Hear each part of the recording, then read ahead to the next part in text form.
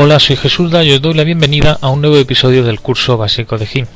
En este episodio vamos a descubrir una de las herramientas esenciales de todo programa de diseño, las capas. Es muy importante entender y conocer las capas en profundidad, dado que las usaremos de forma habitual para todo tipo de trabajos. Pero, ¿qué son las capas? Bueno, pues básicamente las capas son imágenes apiladas unas sobre otras, de forma que podemos manipularlas de manera totalmente independiente. Para que podáis entender un poco mejor el concepto, vamos a centrarnos en este artefacto, que es un retroproyector. Muchos de vosotros lo conoceréis porque en muchas aulas, antes de que se popularizara el uso de los proyectores de vídeo, se utilizaban bastante. Básicamente, este aparato lo que permitía era al profesor colocar una serie de hojas transparentes y la luz pasaba a través de ellas, se reflejaba en este espejo y se proyectaba en la pared. ¿Qué es lo que pasaba? Pues que no solo podíamos utilizar una sola hoja, sino que podíamos utilizar varias hojas apiladas una encima de la otra.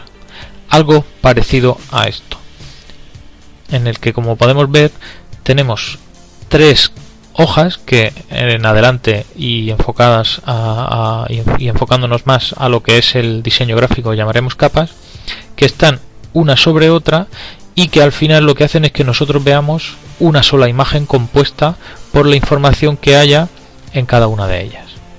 Por ejemplo, imaginaos que tenemos estas tres capas: una capa de fondo de color amarillo, una capa con un círculo naranja y una capa con una estrella de color morado.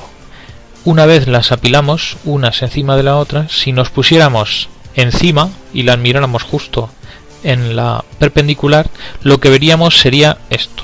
Es decir, veríamos una imagen con un fondo amarillo, un círculo naranja y una estrella morada, pero en realidad cada uno de esos tres elementos que acabamos de nombrar son totalmente independientes.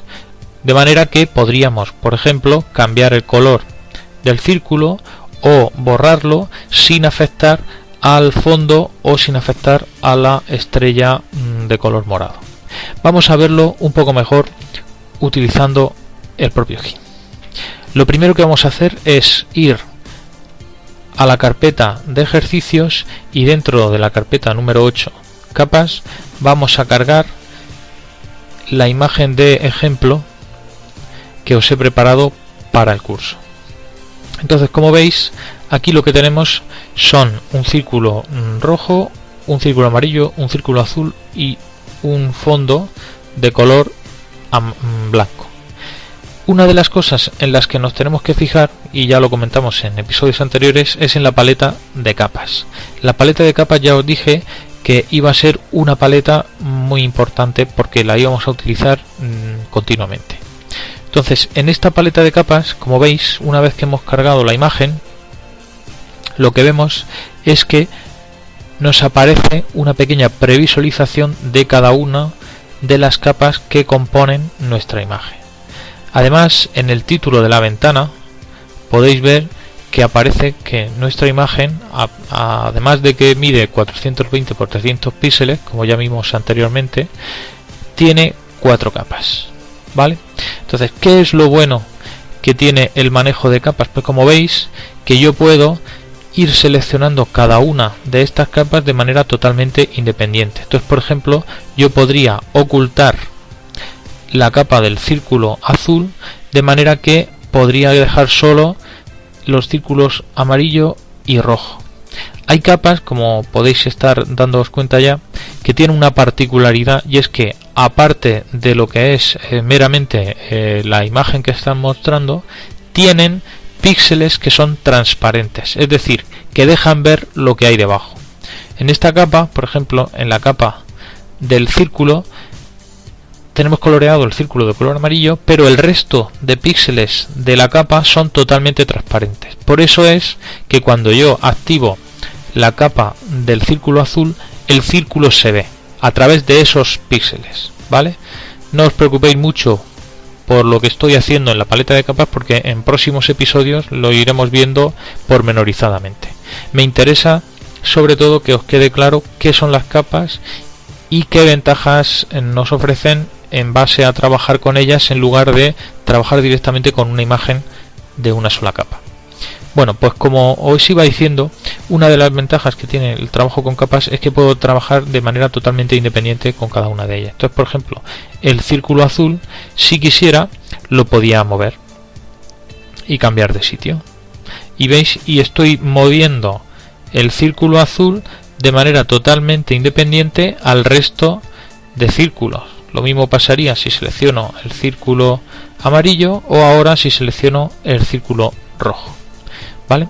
Además puedo intercalar o cambiar la posición de las capas dentro de la pila, de manera que, por ejemplo, el círculo rojo que está ahora mismo en la capa del fondo lo podría mover y subirlo. Ahora lo he colocado encima de la capa azul y ahora lo vuelvo a subir y lo coloco encima de la última capa, de manera que queda encima de todas las demás, ¿vale?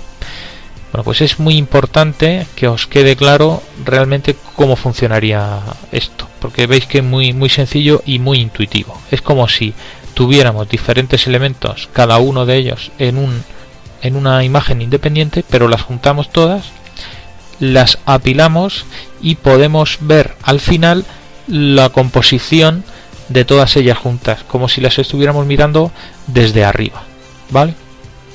Y bueno, simple y llanamente comentaros también lo que os decía de los píxeles transparentes, ¿vale?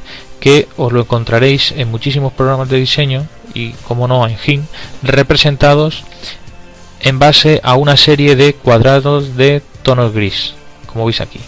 Este tipo de patrón de cuadraditos grises se emplea comúnmente en las aplicaciones de diseño para hacernos notar que esa zona de la imagen es transparente, de modo que cuando yo coloco algo debajo de esa zona transparente se ve, si es que estamos utilizando capas, claro está.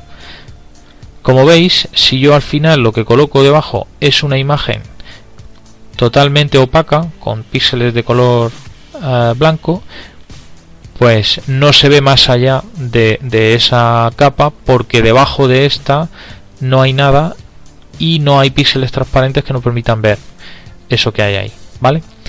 Entonces, básicamente con este ejercicio os invito a que lo abráis, examinéis un poco cómo funciona la paleta de capas, mediante la herramienta de mover, ir seleccionando cada una de los círculos y de las capas para ir moviéndolos y comprobar cómo podéis manejarlos cada uno de ellos de forma totalmente independiente. Y en los próximos episodios vamos a explicar un poco más acerca de esta paleta de capas y vamos a explicar una serie de opciones que GIMP nos brinda a la hora de trabajar con capas.